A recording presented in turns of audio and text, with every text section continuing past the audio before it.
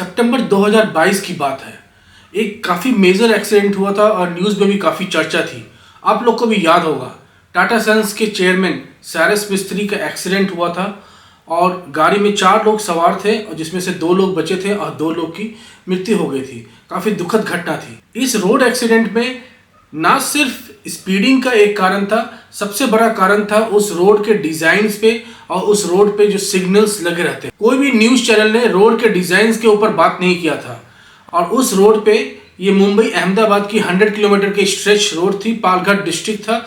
उस रोड पे करीब एक साल में 200 से 300 के बीच में एक्सीडेंट होती है और करीब 100 से ज़्यादा लोग उस रोड पे मर चुके हैं। उसके बावजूद भी उस रोड पे कभी भी वहाँ के सरकार, इनफैक्ट वो रोड नेशनल हाईवे के अंदर आती है, किसी भी सरकारी अधिकारी या किसी भी डिपार्टमेंट ने उस रोड के डिज़ाइन पे सवाल नहीं उठाया था।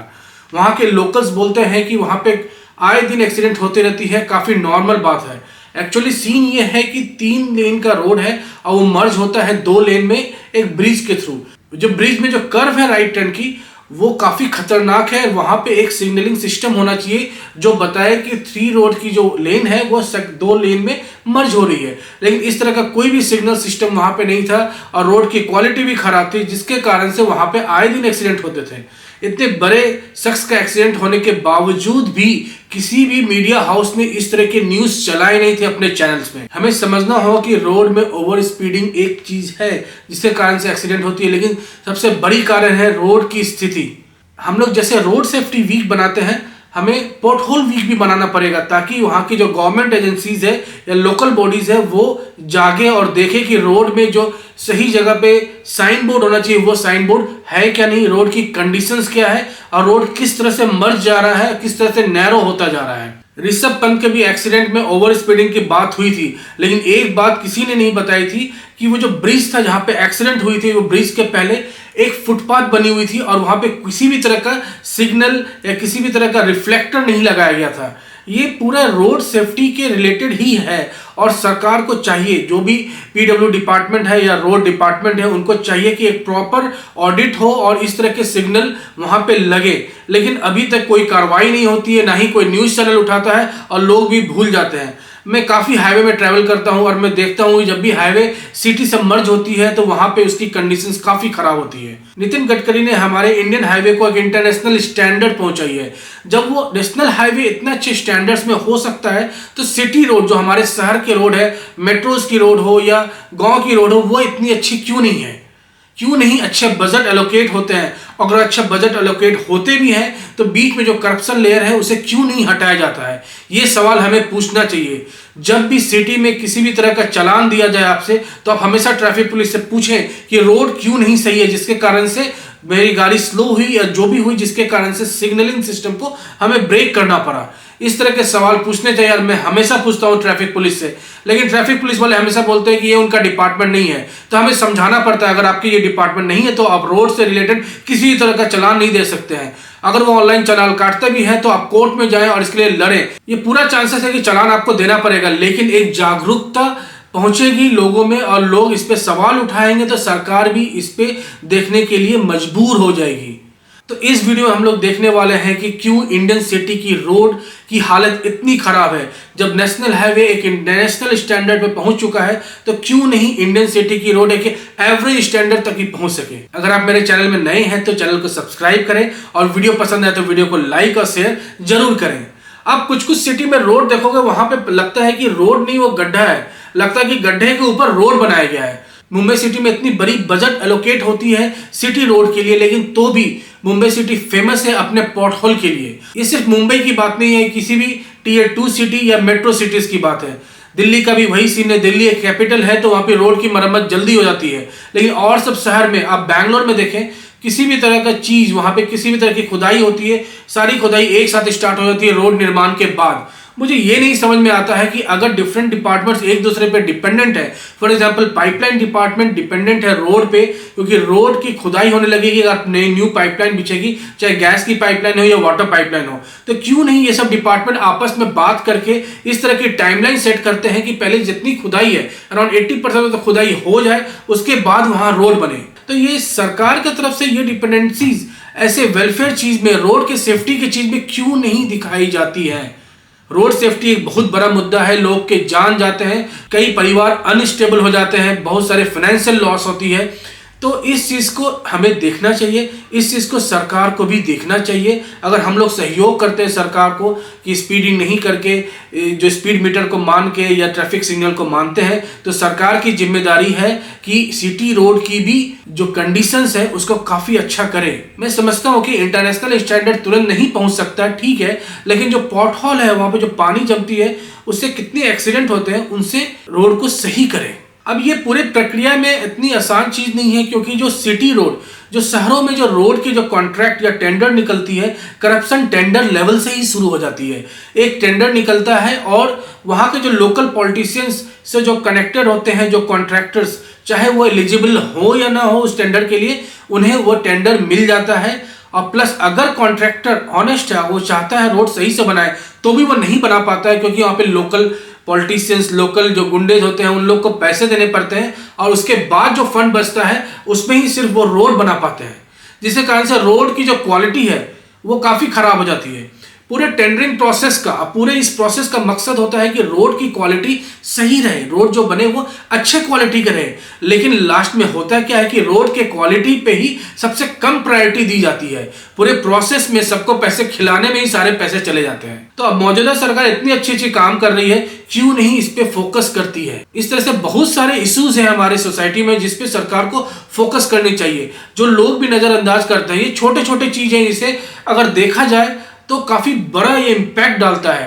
रोड की क्वालिटी सही करे, रोड की लाइनिंग सही करे, रोड में रिफ्लेक्टर प्रॉपर लगाए। अगर व्हाइट पट्टी है तो व्हाइट पट्टी की जो रिफ्लेक्टर होती है, जिसमें कांच लगाए जाते हैं, ग्लासेस लगाए जाते हैं, उसको सही करें। बहुत सारी छोटी छोटी चीज है जो सरकार चाहे तो ठीक कर सकती है। लोकल बॉडीज का इसमें सहयोग चाहिए, लोकल बॉडीज चाहे तो ठीक कर सकती है। तो ये करप्शन का जो लेयर है बीच में, जो सिटी रोड के बनाने का, उसे खत्म करना काफी जरूरी है। जब तक वो करप्शन खत्म नहीं होगा तब तक सिटी रोड अच्छे नहीं हो सकते हैं। अब आप देखिए, नेशनल हाईवे में जो बजटिंग होती है वो सेंट्रल गवर्नमेंट से मिलती है।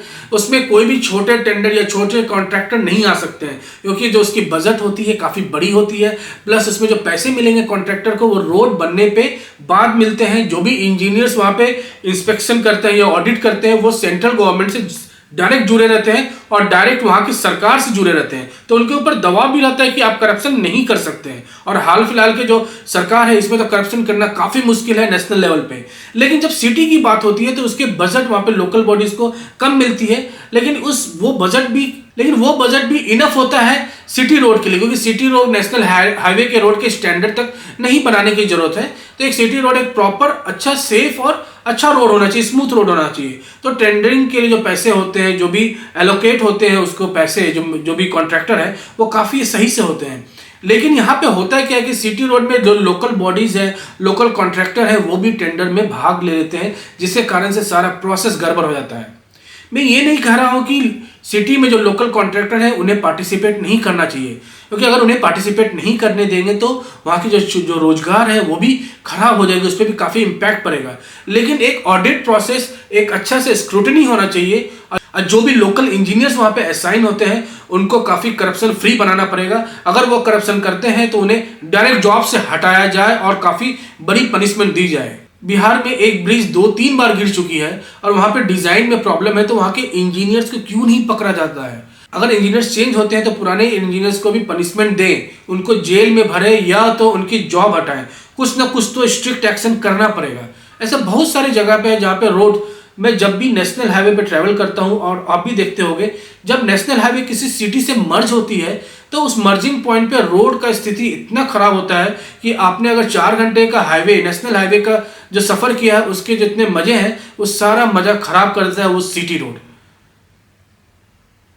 आगरा एक्सप्रेस या यमुना एक्सप्रेस इतनी अच्छी एक्सप्रेसवे है, लेकिन वो जब भी प्रयागराज हो या छोटे छोटे शहर हो, उससे जब कनेक्ट होती है तो वो कनेक्शन पॉइंट आप देखोगे इतनी खराब है, आपको लगेगा कि आपकी गाड़ी टूट सकती है, आपकी गाड़ी के चक्के बाहर निकल सकते हैं। या कितने आप यूट्यूब पे वीडियो देखोगे जिसमें गाड़ी टूट जाती है, कितने सारे ट्रक के पार्ट्स निकल जाते हैं क्योंकि रोड खराब है। जब हम लोग सरकार को सहयोग करते हैं इन ऑल द मैनर्स, जो भी रूल्स है रेगुलेशन मान के, अगर नहीं मानते हैं तो उस पर चालान कटती है।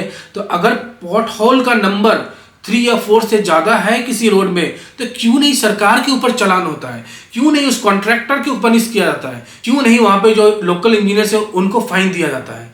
अगर हम लोग फाइन दे सकते हैं तो जो लोकल बॉडीज या जो कॉन्ट्रैक्टर है, जो लोकल पॉलिटिशियंस है, जो वो रोड बनाने में अपनी भागीदारी दिए थे, उन लोग को भी पनिश करना चाहिए, उन लोग के ऊपर भी चालान कटना बहुत जरूरी है।